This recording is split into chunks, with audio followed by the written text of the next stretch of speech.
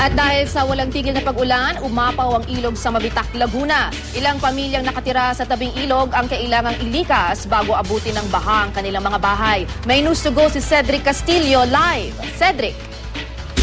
Yes, Lala, dalawang pamilya ang pansamantalang inilikas muna mula sa kanilang mga tahanan nang umabot sa hanggang hita ang level ng rumalagas ang tubig bunsod ng magdamag na pag-ulan dito sa may Mabitak, Laguna.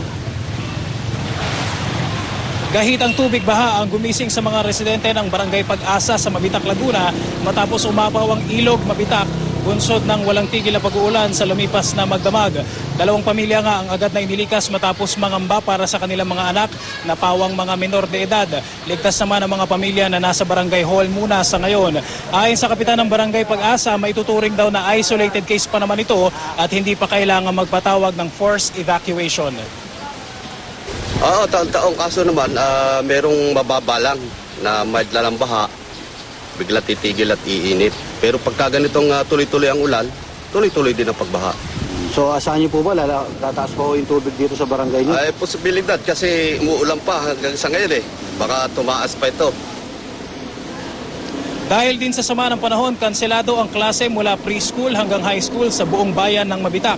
Ganito raw lagi ang sitwasyon sa tuwing aapaw ang tubig sa ilog na mula sa mas mataas na Karatig Bayan papunta naman sa Laguna Lake. Hanggang sa mga sandaling ito, Lala, ay patuloy ang pagragasa ng kulay putik na tubig at sa tansya raw ng mga residente ay hindi bababa sa 3 metro ang itinaas ng ilog mula sa karaniwan itong level. 8 sa 15 barangay ng Mabitak ang may naulat ng pagbabaha na aabot hanggang hita. Patuloy pa rin ang pabugsong ulan at nananatiling madilim ang langit sa bahaging ito ng Laguna at kung sakali raw natitila ang ulan sa maghapon ay inaasahan naman ng mga residente na abutin pa hanggang mamayang gabi ang pagbabaha. Maghapon pa yan. Hindi pa mababa yung gabing taas ang tubig. Maghapon ba itong baha ito? Maghapon pa yan. Pero paano kung umulan ba? Lalo pa. Pag umulan po, kung di lang baka na agad. Mahirap po ang hanap buhay dito ng tao. Hanap po dito? Ang iba po nangingisda.